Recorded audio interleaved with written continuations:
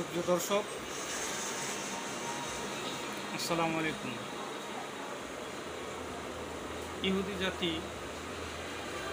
এই যে বর্বরতা, নিষ্ঠুরতা এবং যেভাবে মুসলমানদের হত্যা করছে, কোনো শিশু, মা বাবা সবাইকে হারাচ্ছে, স্বামী তার স্ত্রী হারাচ্ছে, স্ত্রী তার স্বামী হারাচ্ছে, সন্তান তার বাবা মাকে হারাচ্ছে, বাবা মা তার সন্তানকে হারাচ্ছে।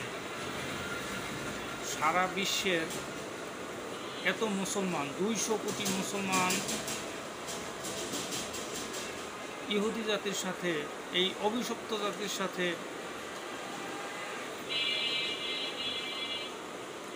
কিছুই করছে না, চুপ করে বসে আছে যার যার দেশে। মুসলমানের আল্লাহু আকবার ধ্বনি এটি শুনলে তো কাফের, মুশরিক, ইহুদি জাতি থরথর করে কাঁপার কথা। এবং এই 200 কোটি মুসলমান যদি হেঁটে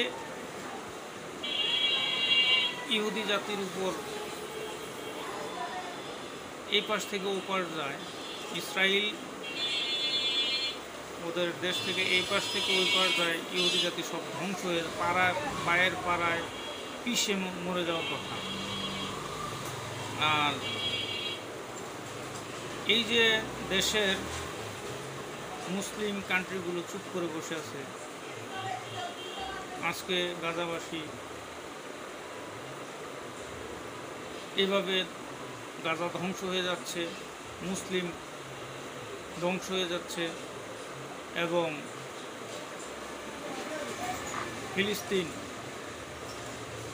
যাদের দেশে এই ইহুদি জাতি আইসা বসবাস করছে, তাদেরকেই উল্টা উঠায় দিচ্ছে।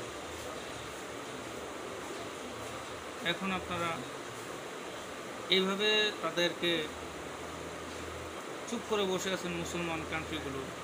ভবিষ্যতে এই ফিলিস্তিন দখল করার পরে যে আপনাদের দেশ দখল করার চেষ্টা করবে না, এর কি গ্যারান্টি আছে? তখনও কি চুপ করে বসে থাকবেন? আপনার সামনে আপনার ভাই, আপনার বোন, আপনার সন্তানকে হত্যা করলে আপনি তখনও চুপ করে বসে থাকবেন? মুসলমানের ভাই, আপনারা আন্দোলনের ডাক দেন, টাকা দিতে না পারি, পয়সা দিতে না পারি, আমাদের বর্ডার খুলে দেন, আমরা পায়ে হেঁটে হলো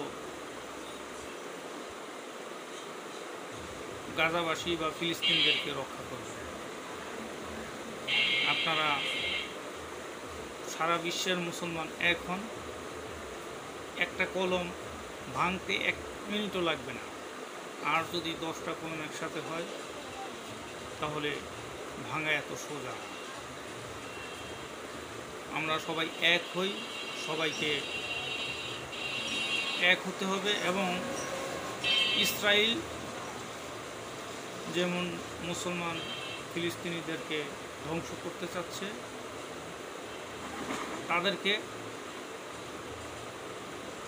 এই ফিলিস্তিনের মাটি থেকে উৎখাত করার আহ্বান জানিয়ে আপনাদেরকে এক হওয়ার অনুরোধ করলাম। আল্লাহ হাফেজ।